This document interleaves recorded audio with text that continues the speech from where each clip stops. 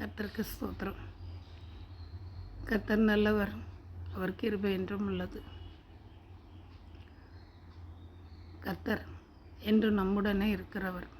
நம்மை ரட்சிப்பதற்காகவும் நம்மை தப்புவிப்பதற்காகவும் அவர் நம்முடனே இருக்கிறவர்.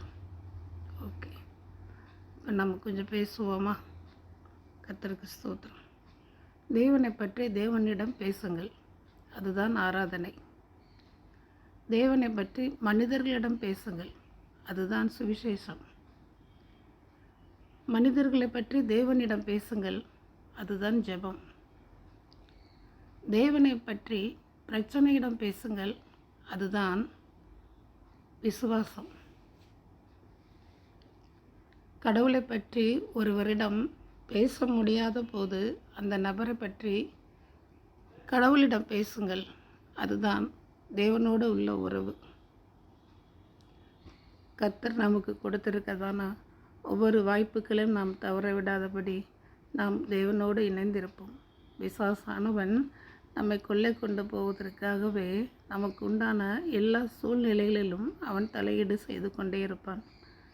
நாம் அதிலிருந்து வெளியே வர வேண்டுமானால் தேவனை நாம் பற்றி பிடித்து கொண்டு நம்மளோட ஆத்மாவை காத்துக்கொள்ள வேண்டும். சரீரத்தை கொள்ளுகிறவர்களுக்கு பயப்பட வேண்டியதில்லைன்னு பைபிளில் சொல்லப்பட்டிருக்கு. ஆவியை கொள்ளுகிறவன் யார்? பிசாசானவன். அந்த ஆவியை உயிர்ப்பிக்கிறவர் யார்? இயேசு கிறிஸ்து. அந்த ஆவி தான் நம்மளோட பரலோகத்துக்கு நம்ம கூட வரும். சரீரம் மண்ணானது மண்ணுக்கே திரும்பிடும், அது நம்மளோட வராது.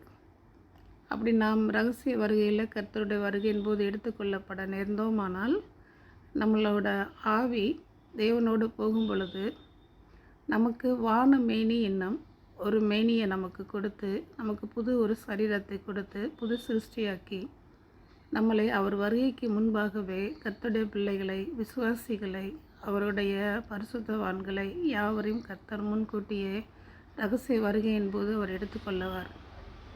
கர்த்தர் நமக்கு கொடுக்கிறதான ஒவ்வொரு வாய்ப்புகளையும் நாம் தவற விடாதபடி நம்ம ஆத்மாவுக்கு எது நன்மையானதோ அதை நாம் செய்திட வேண்டும். ஒவ்வொருவரும் இப்போது தாய் தகப்பனுக்கு பிறந்துட்டு அவங்களுக்கு நாம் செய்கிறது கடமைன்னு சொல்லி செஞ்சுட்ருக்குறோம் இல்லையா? அதுபோல் உங்களுடைய ஆத்மா ஒவ்வொரு முறையும் ரட்சிக்கப்படும் பொழுது, ரட்சிக்கப்பட்ட பின்பு நீங்கள் தேவனிடத்தில் பெற்ற அந்த அன்பையும், நீங்கள் தேவனிடத்தில் பெற்ற அந்த விசுவாசத்தையும் இன்னொருவரிடம் நீங்கள் சொல்லும் பொழுது உங்களுக்கு இன்னொரு ஆத்மா கொடுக்கப்படுகிறது. அந்த ஆத்மாவை பத்திரமாய் கொண்டு போய் தேவனிடத்தில் சேர்ப்பதே நம்மளுடைய ஒவ்வொருவருடைய கடமையாக இருக்கிறது. இதுவே கர்த்தருடைய விருப்பமாகவும் இருக்கிறது.